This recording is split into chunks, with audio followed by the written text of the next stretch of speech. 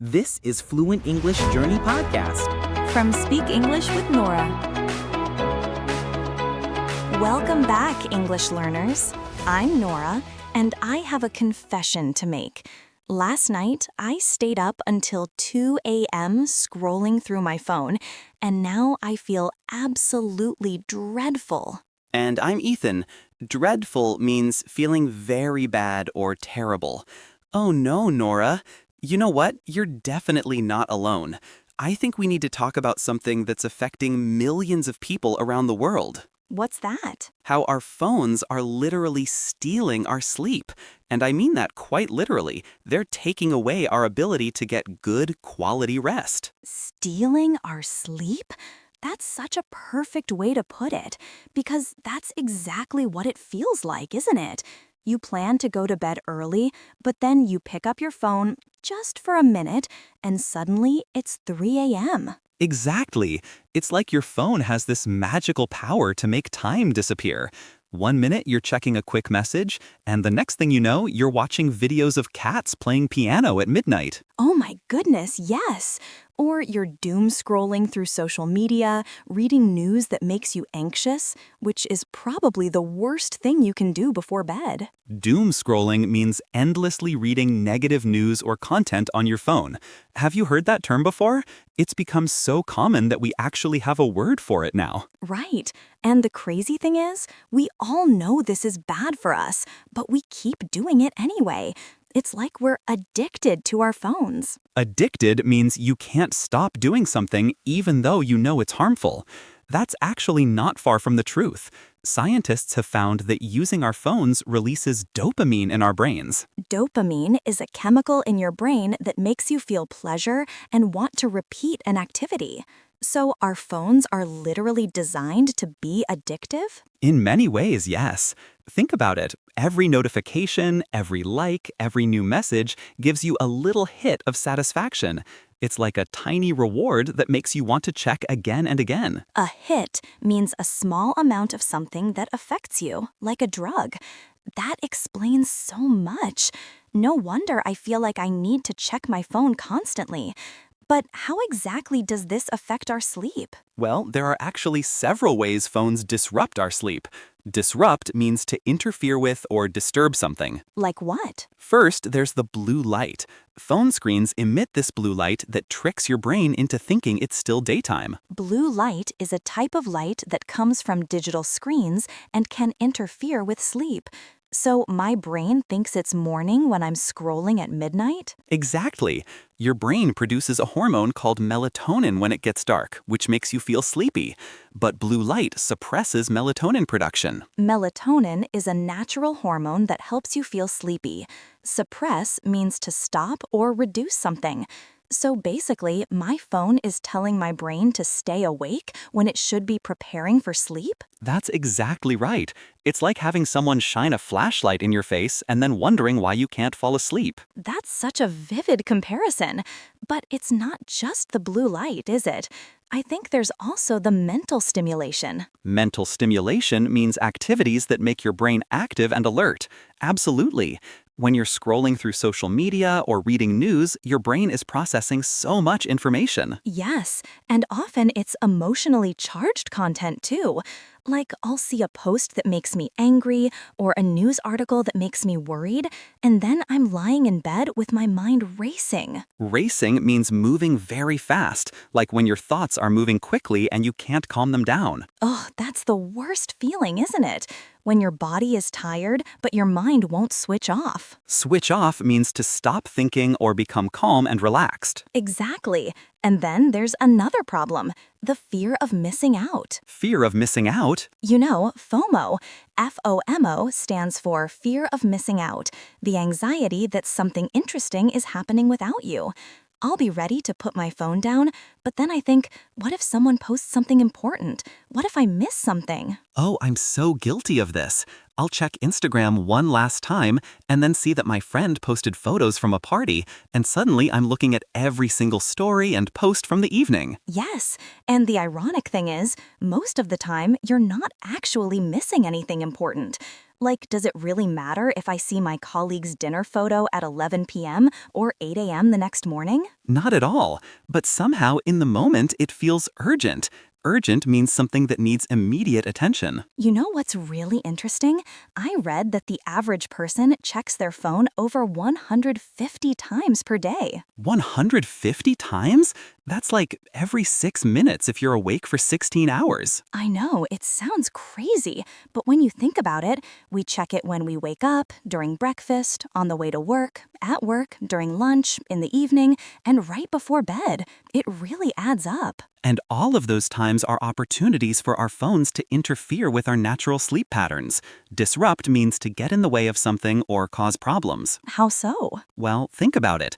If you're getting notifications and checking your phone throughout the day, your brain never really gets a chance to wind down. Wind down means to gradually relax and become calm. So we're basically in a state of constant alertness? Exactly. And then we wonder why we can't just flip a switch and fall asleep immediately when we get into bed. That makes so much sense. It's like expecting a car to go from 100 miles per hour to 0 instantly.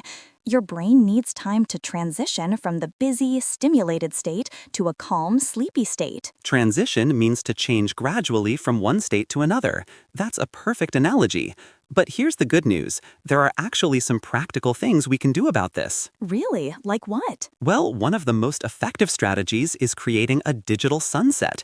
A digital sunset means a time in the evening when you stop using all digital devices. I love that phrase. How does it work? Basically, you choose a time, let's say 9 p.m., and after that time, no phones, no tablets, no TV, no screens at all. You create an artificial sunset for all your digital devices. That sounds wonderful in theory, but what do you actually do instead? I mean, if I'm not on my phone, what am I supposed to do for the last few hours before bed? Great question. This is where we can rediscover some analog activities. Analog means non-digital, like old-fashioned activities that don't involve screens. Like what? Reading actual physical books, doing puzzles, having conversations with family or roommates, taking a warm bath, doing some gentle stretching or meditation. Stretching means gently moving and extending your muscles. You know, that actually sounds really nice and relaxing. But I have to admit, the idea of being completely disconnected makes me a little anxious. That's totally normal. A lot of people feel that way at first. Maybe you could start with a shorter period, like a 1-hour digital sunset, and gradually increase it. That's a good idea. What about emergencies, though? What if someone really needs to reach me? You can put your phone in Do Not Disturb mode, but allow calls from your emergency contacts to come through. Do Not Disturb is a phone setting that blocks notifications but can allow important calls. Oh, that's smart. So you're not completely unreachable, but you're not getting distracted by every notification. Exactly. Another strategy that works well is charging your phone outside your bedroom. Outside the bedroom? Yes, a lot of people use their phone as an alarm clock, so they keep it right next to their bed. But that makes it way too easy to grab it and start scrolling. Oh, I'm definitely guilty of that. I'll set my alarm, but then I see a notification and think, I'll just check this one thing.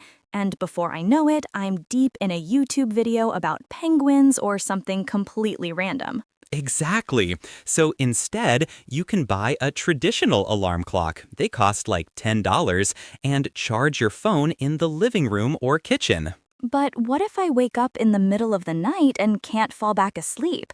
Don't you just naturally want to reach for your phone? That's actually a perfect example of why this strategy works so well. If your phone isn't there, you can't mindlessly grab it. Instead, you might try some deep breathing or relaxation techniques. Deep breathing means taking slow, deep breaths to help yourself relax. You know, I never thought about it that way. Having my phone next to my bed is like keeping a bag of cookies next to me when I'm trying to eat healthy. That's such a great analogy.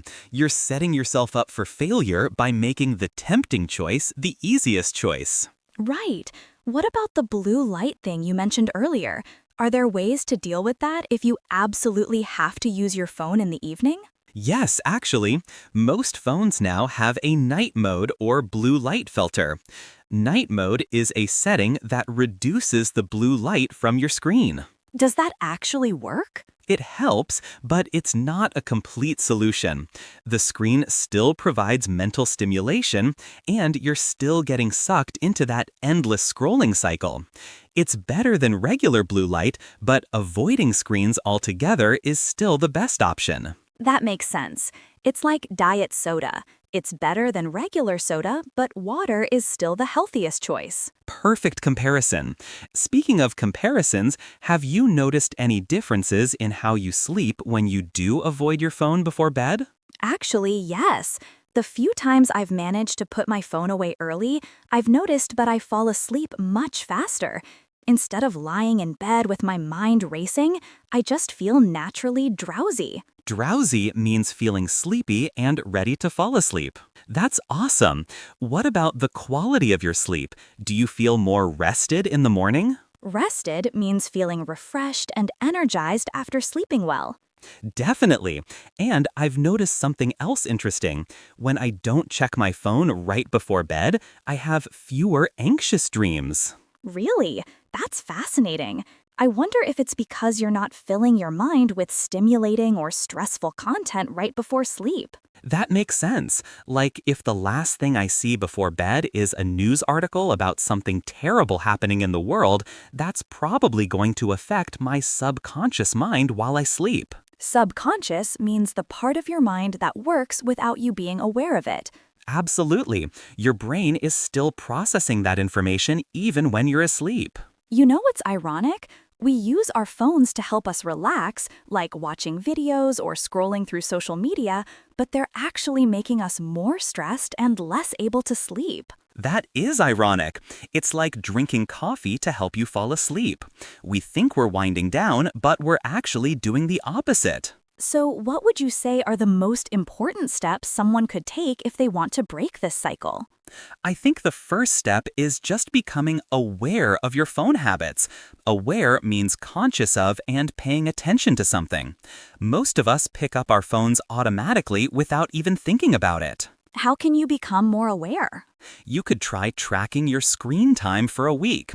Screen time is the amount of time you spend looking at digital screens. Most phones have built-in tools that show you exactly how much time you're spending on different apps. Oh, I've seen those reports. Sometimes I'm shocked by the numbers. Like, I'll think I only spent a few minutes on Instagram, but the report shows I was on there for an hour. Yes, that's exactly why awareness is so important. Once you see the actual numbers, it's much easier to make conscious decisions about your phone use. Conscious means deliberate and intentional, not automatic. What would be the second step? I'd say start small with that digital sunset we talked about. Maybe begin with just 30 minutes before bed. No phones, no screens. Focus on making it a pleasant, relaxing time rather than feeling like you're being deprived of something. Deprived means not having something you want or need. That's such good advice. Instead of thinking, I can't use my phone, think, I get to do something relaxing. Exactly. It's all about reframing the experience. What about during the day? Are there strategies to reduce phone use throughout the day so you're not so wired by bedtime? Wired means overly energetic or stimulated, often from caffeine or stress. Great question. One strategy is to turn off non-essential notifications. Do you really need to know immediately when someone likes your photo or when a store has a sale? Probably not. I think I get notifications from apps I forgot I even downloaded. It's like having people constantly tapping you on the shoulder all day long. That's such a perfect way to describe it. Each notification is demanding your attention and pulling you away from whatever you're doing.